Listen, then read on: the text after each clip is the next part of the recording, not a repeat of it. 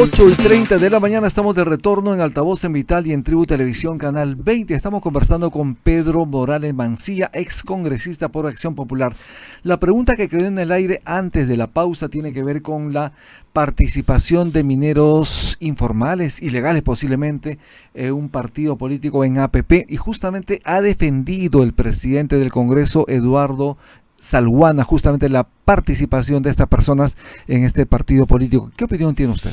Bueno, yo creo que ningún partido político está libre de que gente que no tiene méritos y que tiene problemas, inclusive judiciales, pueda ingresar. Pero lo criticable aquí es que una vez identificados que tienen una participación informal o ilegal en una actividad que le está haciendo tremendo daño al país y que tiene que ver directamente con el tema de la corrupción, asesinatos y otras desgracias que nos está sucediendo, no tomen acciones inmediatas y digan que van a investigar. ¿Investigar qué?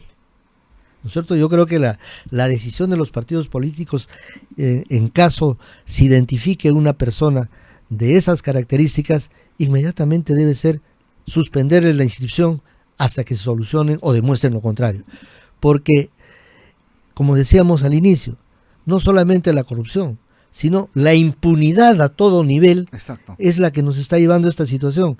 Y por más que sea un partido político y no sanciona los actos que están contra la ley, los actos que son fuera de lo formal, entonces están propiciando impunidad. Por ejemplo, también la ampliación del reinfo que tiene que ver con ello, porque posiblemente han sido financiados por este grupo de mineros informales, incluso hasta delincuenciales, para propiciar justamente ese brazo político. Fíjate, en el Congreso de la República, que le dan normas a su favor. Yo creo que seríamos ingenuos en creer que la minería ilegal no financió candidaturas y no financió partidos políticos. Exacto. La verdad es que lo hicieron. Que ahora se descubra y se desnude totalmente es otra cosa. Porque de otra manera, un tema tan importante que no solamente tiene que ver con los ingresos del país, con el crecimiento del Producto Bruto Interno y sobre todo con la captación de divisas, no puede haber permanecido tanto tiempo y haberse agudizado en la forma como se está agudizando, no solamente en Patás, en la selva. Fíjate lo que está pasando.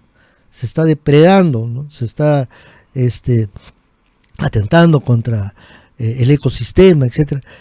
Y que el Congreso de la República, con 130 personas, no hayan considerado con la energía que corresponde la solución de este problema lo más pronto posible. Entonces, yo considero que sí ha habido financiamiento y que siguen financiando, porque 43 partidos políticos han tenido dinero para poder organizar una organización a nivel nacional.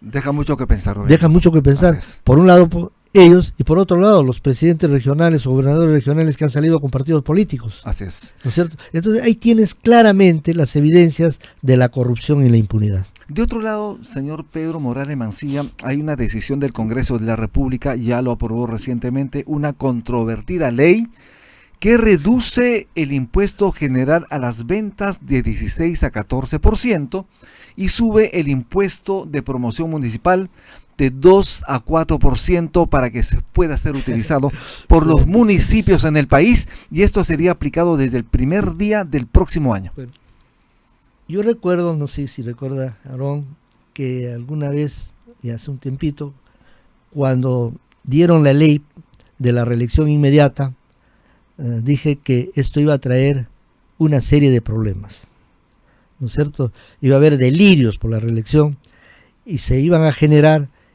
huaicos de leyes, ¿no? Demagógicas, inviables o populistas. Una de esas leyes es esta, aparte de las otras atrocidades y despropósitos que se están perpetrando en el Congreso de la República, como por ejemplo el incremento de personal, la creación de comisiones y programas sin sentido para contratar gente, etcétera, etcétera. Son este tipo de leyes. Esta ley es demagógica. Yo lamento que hayan utilizado a los alcaldes, sobre todo de las zonas más pobres, que sí necesitan dinero, ¿no es cierto?, para dar una ley demagógica. Porque esta va a entrar en su plenitud de vigencia después de 5 años, prácticamente. 4, 5 son 2, más lo que tenemos pendiente este año, son 5 años. 5 años para tener esa vigencia. 1. 2. No soy economista, pero he sido alcalde y conozco que cualquier presupuesto y cualquier compromiso económico debe ser financiado. La pregunta es, ¿esta ley habla del financiamiento? Obviamente que sí, pero es quitándole 2 puntos al IGB, ¿no es cierto?, que constituyen ingresos del gobierno central por 10.000 millones de soles. Es decir, el gobierno central estaría perdiendo 10.000 millones de soles. O sea, desvistiendo un santo para vestir a otro. A los municipios, a los alcaldes. Entonces, no hay una fuente de financiamiento claro. Pero lo que sí creo, no sé si en esto estarán de acuerdo los especialistas, voy a preguntar a mi hijo que es constitucionalista, para mí esta es una ley inconstitucional porque están generándole gasto al gobierno. Y no la va a observar el gobierno, ya Eduardo Arana adelantó que iban a promulgarla. Bueno, como te digo, están pues con el delirio de la reelección y lógicamente el gobierno tiene que estar sumiso al Congreso de la República por el miedo de la vacancia. Entonces esto realmente es sumamente preocupante, pero es una cosa que no nos llame la atención, no es novedad, que van a hacer cualquier cosa por protegerse ambos y llegar hasta el 2026, que fue su, ¿no es cierto?, propósito primero y por el cual contubernearon en la forma como lo han hecho con las consecuencias que estamos viendo. Waldo Mendoza, que fue ministro de Economía y Finanzas, ha calificado a esta norma como la más dañina de este siglo, porque estamos hablando de muchísimo dinero con la cual precisamente el gobierno central debería hacer obras en salud, en educación, en infraestructura y otras más. Bueno, no le he leído, pero concuerdo con él, porque la forma como se ha dado la ley obviamente es populista, es irresponsable, cuando hay otros mecanismos, por ejemplo, hacer que los gobiernos locales tengan apoyo técnico para que puedan actualizar sus catastros y puedan tener mayores ingresos del patrimonio predial, por ejemplo eso. Por ejemplo, apoyarlos en la elaboración de proyectos. Y para esto, si vale el momento, los municipios pobres, ¿qué cosa tenían antes? Por lo menos en mi gestión, el programa de cooperación popular municipal.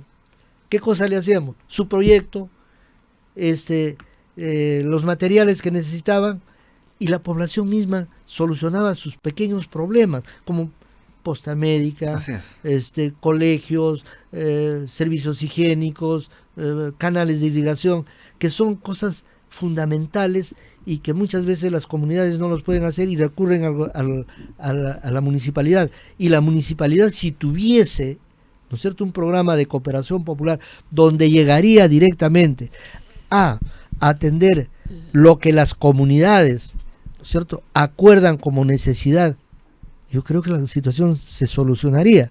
¿Y qué le cuesta al gobierno? La 10ª parte, la 8ª parte, no sé, de lo que podría costar si se hace de otra manera. Imagínese si se aprueba la reelección de los alcaldes y en la entrada en vigencia de esta norma van a tener muchísimo dinero para gastar y obviamente no sabemos si lo harán de manera eficiente, eficaz, y realmente esto va a llegar al pueblo. Mira, porque es probable que esto genere corrupción. Yo creo que el tema es más de fondo. Se tiene que revisar todo el proceso de descentralización. Evidentemente la Constitución habla del proceso de descentralización, ¿no?, como una responsabilidad que no es reversible. Pero la descentralización tiene una serie de aspectos. Una de ellas es la regionalización y otra de ellas es la municipalización. Exacto. Hemos visto que los grandes temas de corrupción e inclusive de generación de partidos políticos se han dado en las regiones. Lo mismo ha sucedido, ¿no es cierto?, en las municipalidades. La pregunta es, ¿cómo le voy a dar más recursos a 2 instancias de gobierno subnacionales si no he hecho absolutamente nada por perfeccionar los mecanismos de control?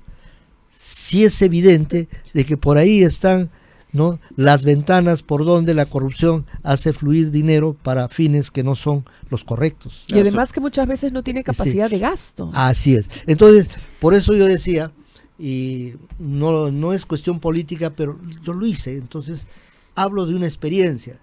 Nosotros hicimos obras en los lugares más alejados, aulas, 400 aulas, carpetas, canales de irrigación, postas médicas, etcétera, ¿no?